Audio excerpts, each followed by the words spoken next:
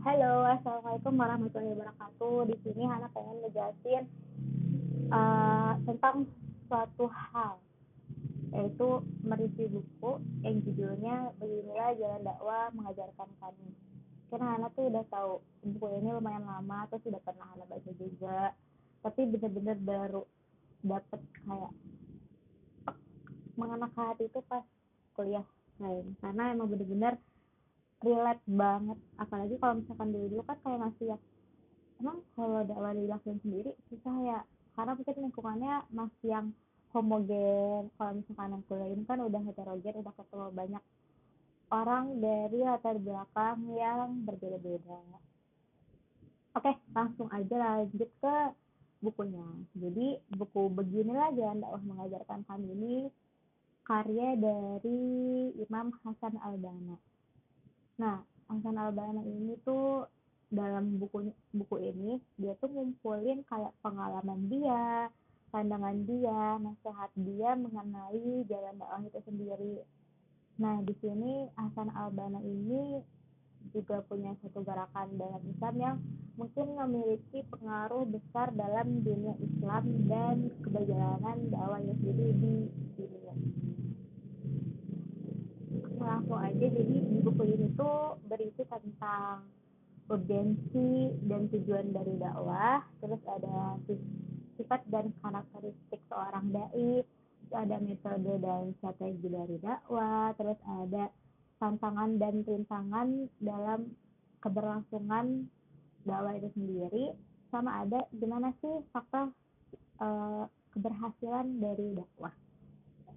Pokoknya dalam buku ini bab pertamanya aja tuh kayak ada benar-benar kata-kata dari Imam Hasan Al-Banna yang menyentuh seorang Hana sedih jadi. Makanya beliau tuh bilang kalau misalkan jalan dakwah ini mengajarkan bahwa kami ini ya membutuhkan dakwah, kebersamaan bersama saudara-saudara di jalan ini, semakin menegaskan bahwa kami itu harus hidup bersama dakwah di jalan ini. Kenapa kita harus hidup bersama dakwah itu tuh agar kami tuh berhasil dalam meraih hidup di dunia dan hidup di akhirat. Masya Allah, kata-katanya bikin terharu. Terus di sini juga di buku ini Imam Hasan Al-Banna itu menekankan pentingnya berdakwah, bahwa dakwah ini tuh sebagai jalan untuk mengajak umat Islam kembali ke ajaran Islam yang benar-benar murni gitu. Nah, dakwah ini dilihat sebagai kewajiban setiap muslim untuk menyebarkan kebaikan dan mencegah kemungkaran. Di sini juga benar-benar di-highlight kalau misalkan dakwah itu tuh gak yang sendiri-sendiri, tapi kita tuh harus bareng-bareng, karena pasti yang namanya manusia itu punya sifat yang futur, punya sifat yang malas, terus kayak intinya kayak nggak semangat gitu loh. Apalagi kalau misalkan kita memimpin amanah atau beban dakwah yang mungkin sebenarnya lumayan berat gitu, itu butuh orang yang benar-benar bisa menguatkan kita, orang yang satu tujuan, satu visi, satu misi sama kita untuk sama-sama berdakwah di jalan Allah. Terus seorang pendai itu harus memiliki karakter-karakter sifat-sifat yang kuat pendiriannya, terus ikhlas dalam berdakwah, terus sabar sama punya keteguhan hati.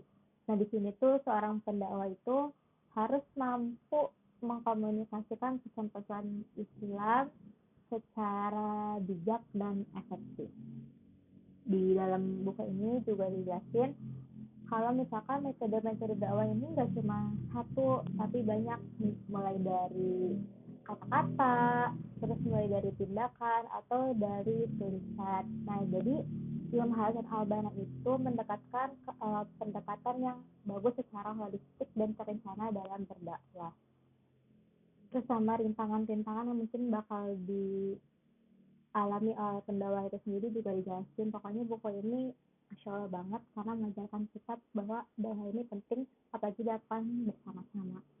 Oke, sekian review buku kali ini dari Hana. Wassalamualaikum warahmatullahi wabarakatuh.